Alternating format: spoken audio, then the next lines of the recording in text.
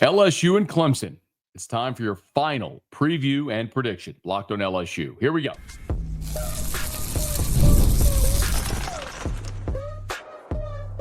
You are Locked On LSU, your daily podcast on the LSU Tigers. Part of the Locked On Podcast Network, your team every day. Okay, let's get it. It is Locked On LSU, your team every day. I'm your host, Matt Moscona. Thanks so much for making us your first listen. We are free, available wherever you get great podcasts, of course, on YouTube as well. So please subscribe. As always, one of the fastest ways to help us grow is by leaving your comments below. So thank you sincerely for that. Today's episode is brought to you by Game Time. Download the Game Time app, create an account, and use the code LOCKEDONCollege for $20 off your first purchase. Okay, time to dive into LSU Clemson one final time.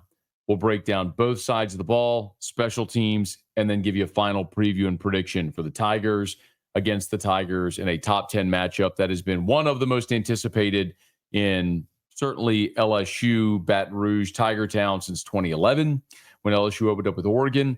And with Clemson, they've opened up with some pretty big non-conference games. They've opened up with Georgia. Georgia game there in Clemson, South Carolina a few years back. That was a massive to-do. Last year opened up against Georgia in a neutral site. But still, for this game to be LSU and Clemson to meet there in Clemson, South Carolina for the first time in this series, and a game that will set the tone for both of these teams, however they go out throughout the season. It'll be fascinating theater, and we'll look forward to it. Let's start with LSU's offense against the Clemson defense. And we know what LSU's offense is. Garrett Nussmeier is back, the leading returning passer in college football. Last year threw for 4,052 yards, 29 touchdowns, and 12 interceptions. Of course, the 12 interceptions are the thing that Garrett Nussmeier has to purge out of his game. But if you ask LSU fans, the thing that most LSU fans want to see is Garrett Nussmeier running the ball. And when Brian Kelly met with reporters on Thursday, it was interesting when he was asked what Garrett Nussmeier has to do to be successful. The first thing out of Brian Kelly's mouth was manage the run game, get us in the right run plays, make the right checks. And I've said this a number of times, zero's a good play. If you do that, the other things are going to come to you in the realm of the game, right? And I think that to me, if you say one, get us in the right run, two, make the right checks in their pressure packages, and then number three, zero is a good play. If he does that, we're going to have a really good day offensively. Love that the first thing out of Brian Kelly's mouth was that you have to manage the run game. Now, that doesn't necessarily mean that Garrett Nussmeier has to run the football. We all want to see that. But what Brian Kelly means there is Garrett Nussmeier has the autonomy to check into a run, what side of the field they're going to go based on what the defense shows. And you can only do that with an experienced veteran quarterback who comes up to the line of scrimmage, knows what he's looking at, and you trust him and give him the autonomy that when the headset goes off, right, there's no check with me necessarily. Remember, Joe Sloan's talking into Garrett Nussmeier's ear until they get within a certain time of that play clock, 15 seconds, boom, that headset cuts off, and now it's Garrett Nussmeier's show. And they trust him to have the autonomy. It helps when you have great skill guys, of course. Caden Durham is projected by Vegas odds makers to lead the SEC in rushing. Caleb Jackson is in fantastic shape, but he's got two other guys nipping at his heels. For all that we've talked about LSU's running game, 107th in the country a year ago, the thing that they have clearly committed to doing is finding creative ways to run the football. Things that we, the media, have seen at practice. Juwan Johnson out of the Wildcat. Juwan Johnson split wide to the left, motioning into the backfield, taking a handoff from Nuss. Nuss calling his own number on naked bootlegs or zone reads. We've seen Xavion Thomas, Aaron Anderson take handoffs coming in motion. There's no shortage of ways that LSU is going to get creative to run the football because they realize they have to run the football. Brian Kelly, Joe Sloan have all said it repeatedly throughout this offseason. It's something they're going to have to do. Watch Harlem Berry in the pass game. It might be his greatest skill, his receiving ability, catching the ball out of the backfield. Don't be surprised. Remember, in that 2023 game when LSU opened up against Florida State, the first or second play of the season, they threw a little dump-off pass to Trey Bradford, who took it some 30 yards down the field. Could be in the works with Harlem Berry in the backfield. Of course, we know at tight end, you're replacing Mason Taylor, the greatest pass-catching tight end in the history of the program. Bauer Sharp was Oklahoma's leading receiver a year ago in receptions and receiving yards. He comes in, physical guy that can also block. And Trey'Dez Green is a problem. For most of fall camp, we saw Trey'Dez Green matched up against Harold Perkins to sort of simulate what it would be like to be against a super athletic guy. And Trey'Dez won more than his fair share of opportunities. Certainly in the red zone, we're going to see that. But he is going to give guys trouble all year long. Trey'Dez is wearing 14. You won't be able to miss him. He's the guy that's 6'7". And then out wide, I think you're going to see 6 wide receivers from LSU. Aaron Anderson, your leading returning receiver of a year ago. Chris Hilton, thank goodness, finally a healthy camp that we can see the promise of what Chris Hilton can be in a limited sample size. Of course, last year scored touchdowns in each of the final 3 games of the season, and in that limited action, averaged 27 yards per reception. Let me say that again. Chris Hilton averaged 27 yards per reception in limited action a year ago. He's a game breaker.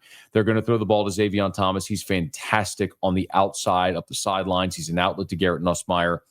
Nick Anderson, where's number 4? You're not going to be able to miss him. The question is, can he stay healthy throughout the season? He's been limited throughout spring and fall camp.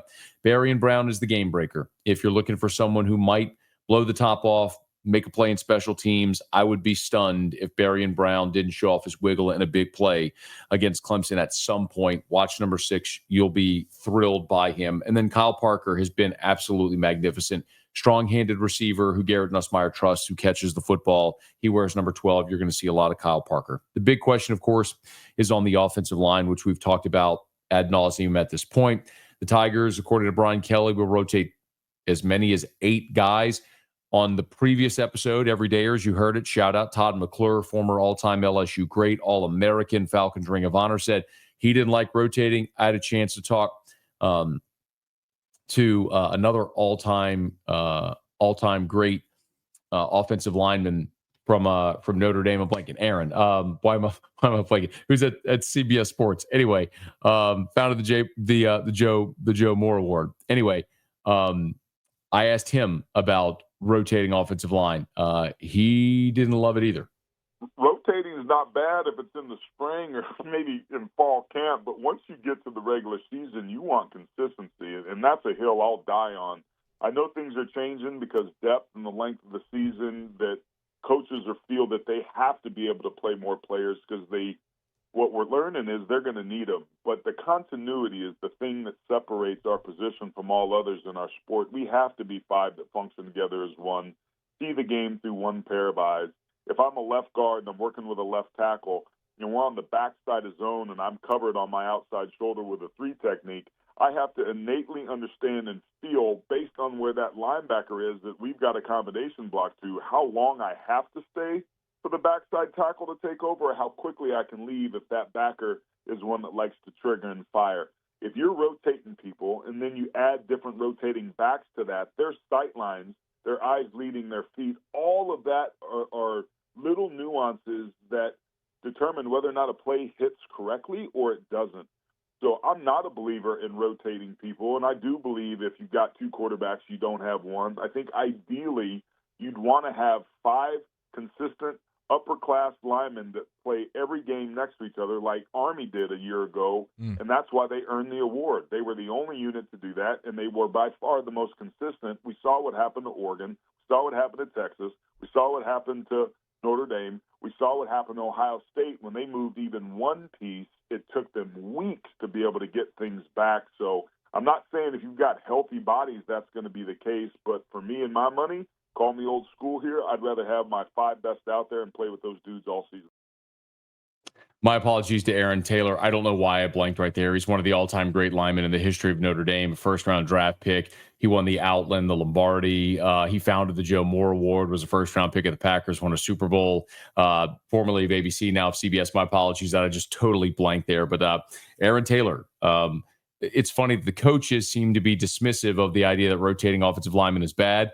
These all-time great players don't like the idea of rotating offensive linemen, and both teams are kind of up against that. Now, when you flip it over on the defensive side for Clemson, this is a team that returns a ton of experience and talent. If you look at the preseason All-ACC team, the 11 defenders, T.J. Parker, Peter Woods, Wade Wooders, Sammy Brown, Avion Terrell, 5 of the 11 first-team All-ACC Big 12 preseason preseason All-ACC defenders are from Clemson.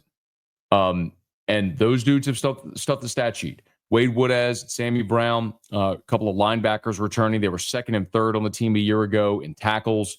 We've mentioned plenty about TJ Parker and on the defensive line, and Parker and Woods on the defensive line. It'll be interesting. Parker is an edge player who had 19 and a half TFLs a year ago. Woods is an interior player who can be really disruptive, so it's worth keeping an eye on them. Parker wears 3, Woods wears 11. You're going to see him.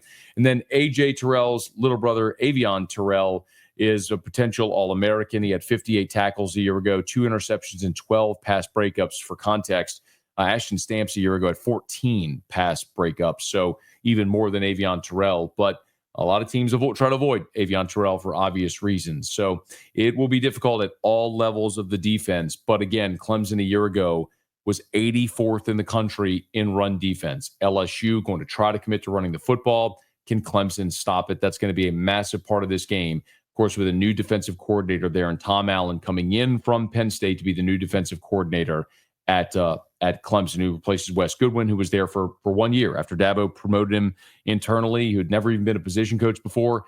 The arrogance of Dabo thinking he's got it all figured out, and clearly didn't, but brought in a proven commodity. We'll see how quickly Clemson's defense might be able to improve year one under Tom Allen. When we come back, we'll flip to the other side of the ball and take a look at the LSU defense against this Clemson offense here on Locked On LSU, your team every day. Today's episode is brought to you by Game Time. College football is back, and I couldn't be more excited. The tailgates, the rivalries, the energy in the stands, there's just nothing like it.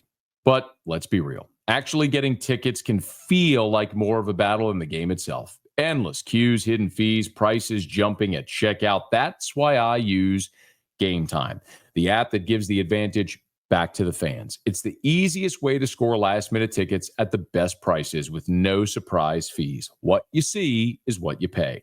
I pulled up Game Time, and in just a couple of taps, I saw amazing deals. Talking about your favorite college football games as low as $25, and the app makes it super simple. You can even see the exact view from your seat before buying. So take the guesswork out of buying college football tickets with Game Time. Download the Game Time app, create an account, and use the code LOCKEDONCOLLEGE for $20 off your first purchase. Terms apply. Again, that's promo code LOCKEDONCOLLEGE for $20 off. Swipe, tap, ticket, go. Download the Game Time app today. We're going to get right back into the show, but I would like to take this opportunity to ask you an important request that we have. Locked On wants to hear from you. We put together a survey to learn more about our listeners and make your favorite podcasts even better. This is your chance to tell us what you like, what you don't, and answer questions about our advertising as well. So go to lockedonpodcast.com/survey to get started. Everyone who completes a survey will be entered for a chance to win one of 10 $100 Amazon gift cards. Again, that's lockedonpodcasts.com/survey. You can also find the link in the show notes. And thank you sincerely for helping us out. So let's flip to the other side of the ball where LSU's defense will try to slow down this Clemson offense. Of course, both LSU and Clemson were in the top 10 nationally in passing offense a year ago. LSU was 6th. Clemson was 9th. Garrett Nussmeier, the leading returning passer in college football, where Cade Klubnik was not far behind. Klubnik on the season, of course, he had more games that he playing in an ACC championship game and then also college football playoff game. But Klubnik threw for 3,600 yards, 36 touchdowns, and 6 interceptions. That's the differentiator that a lot of people look at, is the touchdown to interception ratio. But it is fair to look at Cade Klubnik's game log from a year ago and some of the disparity. For example, when they lost to Georgia, no touchdowns, 1 interception. When they lost to Louisville, 1 touchdown, no interception. When they lost to South Carolina, no touchdowns, 1 interception. When they lost to Texas, he did throw 3 picks, but he had an interception in that game as well. Threw for 336, but that was a game where Texas just ran all over that Clemson defense. So we know that the story of the game is very likely going to be on the other side of the ball, but Klubnik's a veteran guy, and his ability to be upright and distribute the ball to his playmakers is massive. The running game for Clemson will be fascinating. Phil Maffa is gone. He ran for 1,100 yards a year ago and 8 touchdowns. He's now in the NFL, and it's been much ballyhooed, but Adam Randall, who was a receiver a year ago, is converting now to running back. He had 4 rushing attempts a year ago, and now he's going to play running back for Clemson. So it's fascinating at a place like Clemson that has produced some elite-level players from all the way back to think of guys like C.J. Spiller or Travis Etienne, and last year Phil Maffa. To have to convert a receiver to running back is a little disconcerting, I would imagine. Now, we'll see how Randall does, but ball security could be a thing when you're not used to being hit and carrying the ball 20 times a game. So something to watch throughout the course of this one with Adam Randall as the lead rusher for Clemson. They do return their top 3 pass catchers from a year ago. Antonio Williams, Bryant Wesco, TJ Moore, they're all back. Williams had 904 yards receiving, Wesco 708, Moore 651, 3 very productive guys. Now, their tight end, Jake Brenningstool, is gone. So Klubnik's back. Top 3 receivers are back, but they lose Maffa and Brenningstool, the running back and the tight end. And, of course, Clemson also returns, as we've talked plenty about, 4 of their 5 starting offensive linemen. I looked at the defensive preseason All-ACC team. You look at the offense, Cade Klubnik at quarterback, Antonio Williams, Bryant Wesco at receiver, Blake Miller, Walker Parks, Ryan Linthicum on the offensive line. That's 6 of the 11. So if you look at the first 22 on the preseason All-ACC team as voted on by the coaches, 11. Half of the preseason All-ACC are Clemson football players. And they've got a ton of talent on that side of the ball. And the challenge for Clemson, though, is going to be a new look LSU defense with finally a healthy Harold Perkins and an absolute game wrecker in Whit Weeks coming back for his junior year. That's probably where we need to start. As much as we've talked about all the different on the LSU offense, the fact that you have a healthy Harold Perkins in his natural habitat, Whit Weeks, who had more tackles, you've heard me say this, more tackles a season ago than Devin White did in his Butkus season.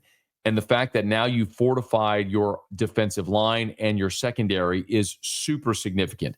Of course, the giant question mark for LSU in the first half is going to be A.J. Halsey, the transfer from the University of Houston, first team All-Big 12 a year ago, led the Big 12 in interceptions. We've talked so much about Halsey all this offseason throughout fall camp. I think he has been right there along with Braylon Moore as your most impactful transfer. I'd throw probably Barry and Brown in that mix as well, your most impactful transfers. And LSU is not going to have A.J. Halsey for the first half of the game. So what does that mean? Very likely Deshaun Spears or Jordan Gilbert. Deshaun Spears is the high-ceiling former 5-star from Denham Springs who played sparingly a season ago. Gilbert is the 5th-year player from Baton Rouge who went to A&M, transferred, played last year effectively with one arm. You just have 2 very different players. Gilbert, much better against the pass, a liability against the run. Deshaun Spears, a guy that's a physical safety, will come down, pop you, a good tackler, can help you in the run, maybe a little bit of a liability in the pass just because he's trying to figure out where he needs to be standing on most plays. Is a game at Clemson where you really want him to get out there and find out. You may not have a choice without A.J. Halsey for the first half, so we'll see what direction they go. I do believe that the first cornerbacks that will run out there are Ashton Stamps and Mansour Delane. I believe Delane is their best guy. Stamps last year led the SEC in pass breakups.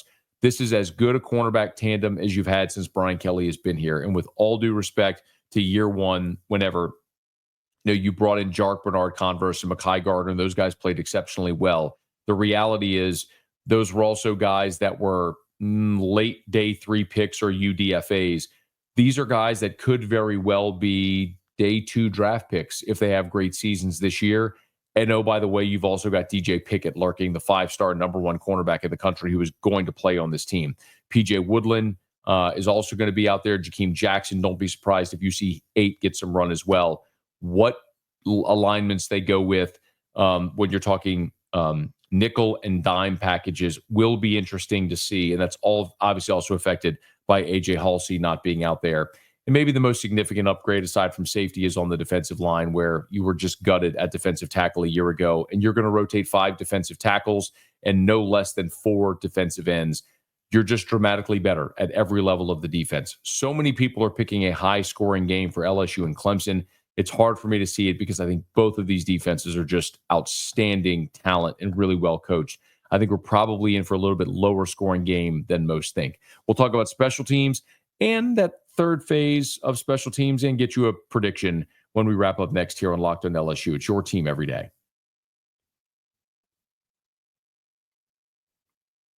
Are you still paying full price for gas? Stop leaving money behind. Get real cash back every time you fill up with the free Upside app. Simply download the free Upside app in the App Store or Google Play right now and start earning cash at the pump today. Use my limited time promo code FOOTBALL and get an extra 25 cents back per gallon on your first fill up. You could make up to $300 a year just from buying the gas you already needed. At first, thought it was too good to be true, but it's totally legit. Real people are getting paid just to make their daily commutes, and you can too. Plus, you can cash out anytime to your bank account, PayPal, or an e-gift card for Amazon and other brands. Don't let this offer drive on by. Download the free Upside app now using my limited promo code FOOTBALL for a limited time 25 cents per gallon bonus. That's promo code FOOTBALL. Offer varies by user and location. Go to upside.com for terms and conditions. Before we get you a final preview and prediction here of LSU and Clemson, the third phase is something we probably don't spend enough time talking about. And I did have an opportunity to ask Eric MacLain of the ACC Network and former Clemson offensive lineman his take on the Clemson special teams. I pray to God it does not come down to special teams, because if that's the case, we are in trouble. Clemson, okay. Dabo Swinney just said the other day, he's praying and he's making a decision off punter, maybe on game day. So if flipping the field is going to be an issue, that's a really big deal, and that's going to be a problem, for Clemson. We'll see. Maybe they surprise us. Maybe it's all smoke screen. So we'll see there. Field goal kicker, it seems like they shored up that field goal unit where they're going to block better. They've got better guys on there. But when they needed it most, this guy hit a 60-yard game winner to send Clemson to the college football playoff. So I think they're okay in the kicking game. Punting game, we'll see. Nolan Hauser is the place kicker for Clemson just a season ago. He was 98% on PATs, missed just one of them. But on field goals, he was 18 of 24 for 75%. But he did have a long of 56 on the season, which did, in fact, send Clemson to the college football playoff. Punting has been a little bit of a challenge for Clemson, trying to find who their starter is going to be there. So field position could be key. And the return game is something that I think is where LSU has a massive edge. Berrien Brown is the SEC's all-time leader in kickoff returns for a touchdown. Xavion Thomas is going to return punts. Berrien Brown's going to return kickoffs. And then you've got Damian Ramos, who's in his 4th year as LSU's place kicker. And Grant Chadwick is someone I'm excited for all LSU fans to get to see. He's the new punter from Middle Tennessee. He's 6'5", and my goodness, he can boom the ball. And when he gets into it, it's how it's supposed to look. It is high, spiral, it turns over.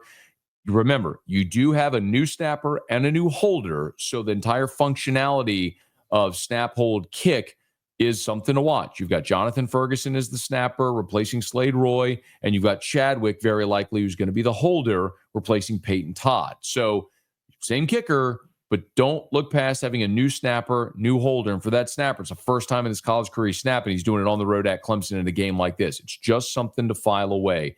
Aaron Burrell will handle the kickoffs for LSU, and he's an automatic touchback. If he wants to kick it through the end zone, he will. If they want a sky kick or pooch, he'll do that, but he can kick it through the end zone every single time if he wants to. Decided edge for LSU in the return game. Now, I asked Eric MacLain also Dabo's blueprint for victory. I'll give you LSU's in just a second, but here's what the former Clemson Tiger said Dabo would want to accomplish on Saturday. I think it's protect K. Klubnik, allow him to be an X factor with his legs, push the ball downfield, and then you've got to hit Nuss. You've got to be aggressive.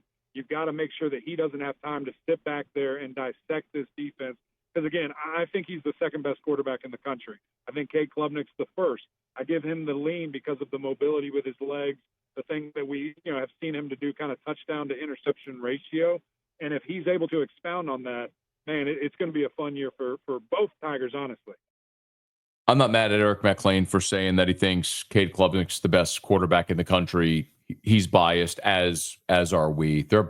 They've both had outstanding seasons a year ago. Both have limitations in their game that they're looking to build upon in a fifth year, and it should be a great quarterback battle. And quite honestly, there are a couple of unicorns. You got two guys who are fifth-year seniors that have stayed at one program their entire career, and that's pretty cool to see. We may not see it again. But he said protect Klubnik, get Klubnik going in the running game, and then hitting us to disrupt him. I'll tell you the flip side of it for LSU. I think this is singular. LSU's got to run the ball. Look at the rushing statistic on Saturday night or Sunday morning. If LSU runs the ball 23 times for 64 yards, LSU is going to lose the game, and it'll probably be ugly. It'll get ugly late.